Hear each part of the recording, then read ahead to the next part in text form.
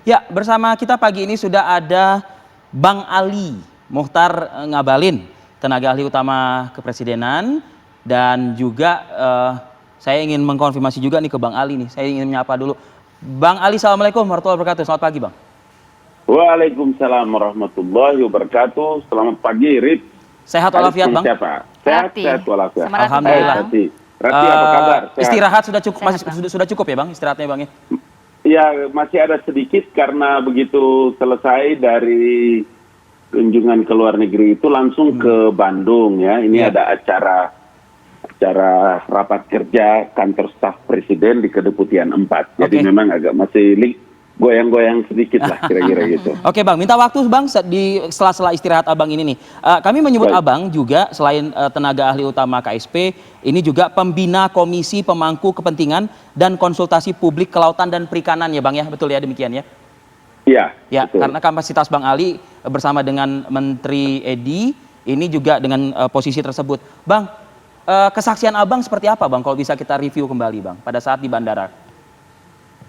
Ya, kalau di bandara itu kan sebetulnya biasa saja ya. Sama seperti kita melakukan perjalanan dari provinsi ke ini atau dari luar negeri bagi seorang pejabat publik seperti Pak Edi, Menteri Kelautan dan Perikanan, tentu banyak ada protokol. Kemudian dalam masa pandemi seperti ini kan kita juga harus di swab, mengisi form dan lain-lain sebagainya. Jadi normal, begitu turun dari pesawat, pintu pesawat sampai masuk Garbarata, sampai masuk ke jalan menuju ke terminal. Jadi kalau dibilang ditangkap di depan pintu pesawat, saya kira tidak benar. Itu pasti tidak benar, apalagi dalam pesawat tidak benar. Oke. Atau termasuk saya pun ya, Bang Ali juga dibilang ditangkap kemudian sampai di kantor KPK itu sama sekali tidak benar. Jadi begitu kami turun keluar Garbarata sudah langsung diarahkan. Jadi ada yang diarahkan untuk langsung berjalan, ada yang memang langsung disingkirkan di pojok itu. Siapa yang mengarahkan ini, Bang? Dari belakang saya tahu kalau itu adalah penyidik. Terus saya bilang jangan. Saya satu tim, saya sama-sama dengan Pak Edi. Jangan pisahkan saya dengan Pak Edi dan teman-teman. Ini kan sudah di tanah air. Biar kami sama-sama. Saya sama sekali belum tahu kalau itu KPK. Kemudian tidak terlihat dari bajunya atau ada surat identitas? Tidak. Kemudian saya tanya, Bapak siapa?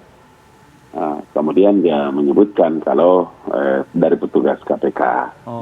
Pada saat menyebutkan petugas KPK, terus saya lihat Pak Edi dan istri. Pada saat yang sama itu ada satu orang penyidik, Bapak apa mungkin beliau pemimpin, ya, ketua tim barangkali gitu, sedang memberikan penjelasan terkait kepada Pak Edi. Saya memberikan penilaian dan apresiasi yang luar biasa kepada KPK karena mereka sangat mengerti tentang psikologi komunikasi. Kan Anda bisa bayangkan kita begitu terbang sangat jauh, capek dan letih. Ya, belasan jam ya. Sehingga mereka menggunakan komunikasi yang bagus, kemudian luar biasa. Saya bangga dan kagum ya. Kemudian mereka berkomunikasi dengan tampak baik. Tampak juga penyidik senior Novel Baswedan di lokasi pada saat itu? Saya tidak melihat.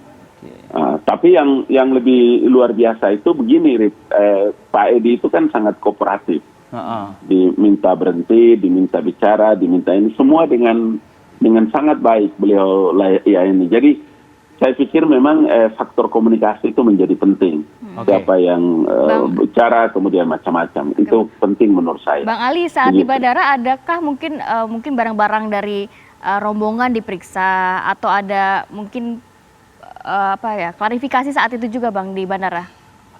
Oh iya, karena kan barang-barang kita kan ditahan ya, berarti di bea cukai, dan saya kira itu prosedur yang harus kita hormati. Itu prosedur yang luar biasa. karena kami tim sehingga meskipun kan KPK itu kan datang dengan punya daftar, ya di antara kami itu kan punya daftar sehingga ditanya, saya orang yang ditanya waktu itu, dia menyapa saya Bang Ali loh gitu, Bang, abang tolong bantu, mana orang-orangnya? Saya tunjukin satu-satu, ini tim kami, ini si Anu, ini si Anu. Apalagi yang abang perlu dari saya bilang begitu. Makanya saya bilang begitu saya tahu itu ada bapak itu memberikan penjelasan dari KPK, ya saya harus memberikan keterangan dan membantu untuk memperlancar apa yang beliau lakukan. Bang Ali, karena bagaimana? Ya, enggak, gimana bang? Saya ada pertanyaan lain. Karena saya sadar bahwa apa yang dilakukan oleh KPK itu kan perintah undang-undang yang kami perjuangkan juga atas nama negara, lembaga negara. Ya. Tetapi saya juga sadar bahwa apa yang dilakukan oleh Pak Edi, kami tim ini pulang kunjungan luar negeri, kemudian habis ketemu dengan kita tahu dari Oceanic Institute, Hawaii Pacific University, juga adalah tugas pemerintah, tugas yang beliau emban sebagai pejabat negara yang saya harap, saya punya keyakinan untuk tetap harus dihormati dan dihargai. Ya. Karena itu makanya saya bisa mengkomunikasikan antara syukur alhamdulillah ya, baik Pak Edi maupun KPK. Bang Ali, agak mundur sedikit ke pada saat di perjalanan di pesawat, Bang.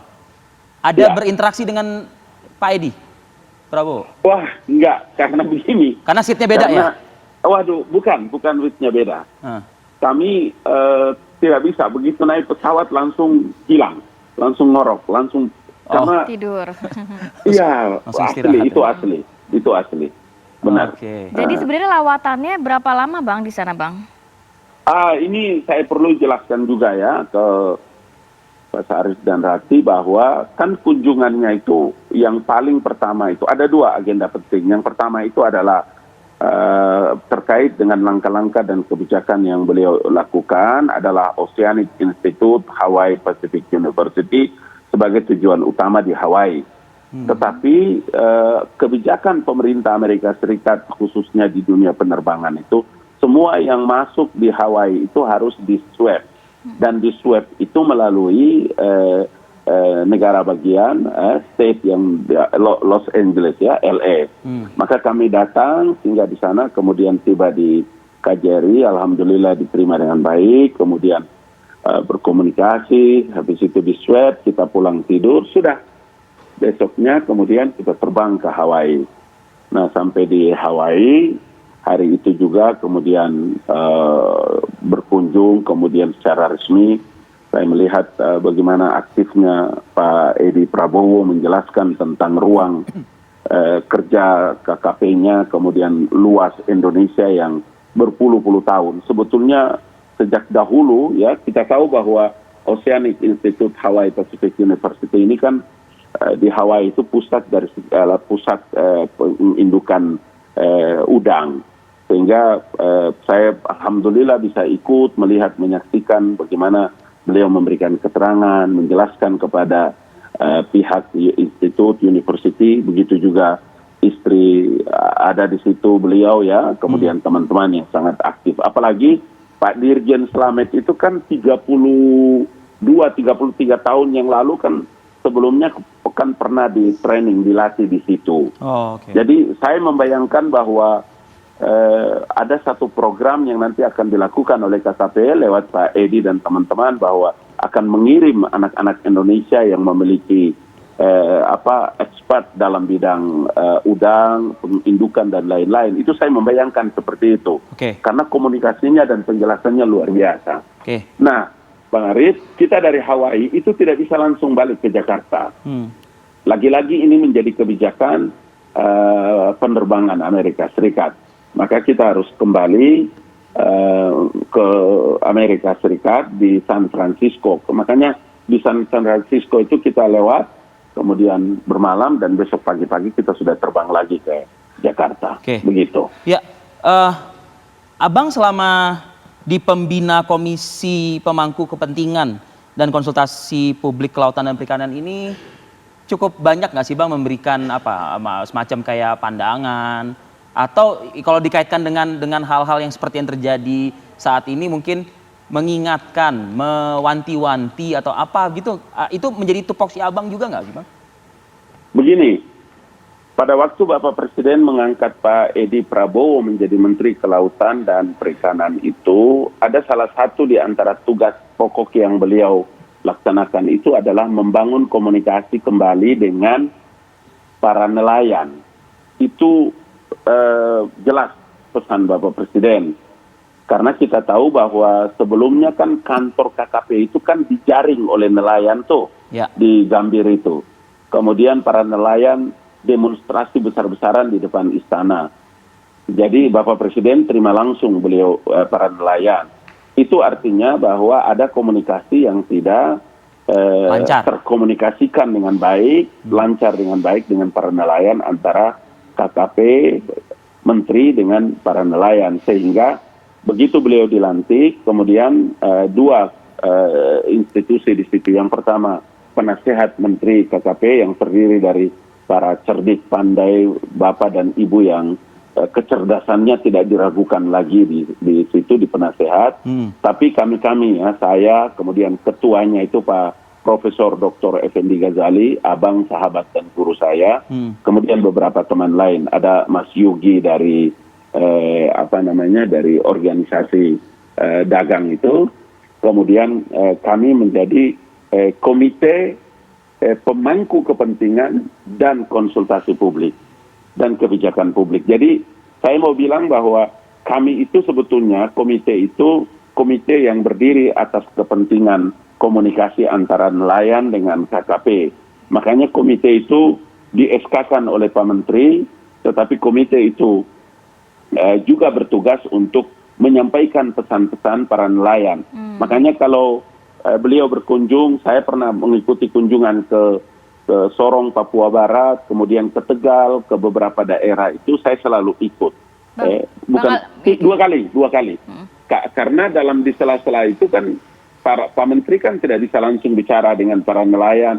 Kadang-kadang juga bisa bicara langsung. Tapi ada hal-hal yang nelayan itu ingin bicara dan sampaikan lebih terperinci, selalu lewat kami. Begitu. Oke. Bang Ali, terakhir mungkin Bang ya. Karena istirahat Abang cukup berharga. Ini saya ingin membaca satu quote yang disampaikan langsung oleh seorang Edi Prabowo pada saat diinterview kabarnya oleh Presiden Joko Widodo pada saat merumuskan kabinet begitu ya. Ada kalimat beliau tuh begini, bertekad untuk tidak membuat malu Pak Jokowi dan membuat malu Pak Prabowo. Komentar Anda Bang Ngabalin, orang dekat Edi Prabowo, tapi ada juga di istana Anda. Iya, manusia ini kan adalah makhluk yang sempurna karena dibekali oleh akal dan nafsu. Tapi manusia di tengah-tengah kesempurnaan itulah wajah dan pikiran manusia seperti ini. Kan saya kira kita harus menghormati dan menghargai Pak Edi Prabowo dari komitmen, sikap dan perilaku beliau. Dari kesehariannya saya tahu luar biasa ini orang bersahaja, luar biasa orang ini punya sikap pertemanan yang saya penuh yakin bahwa ini adalah orang baik.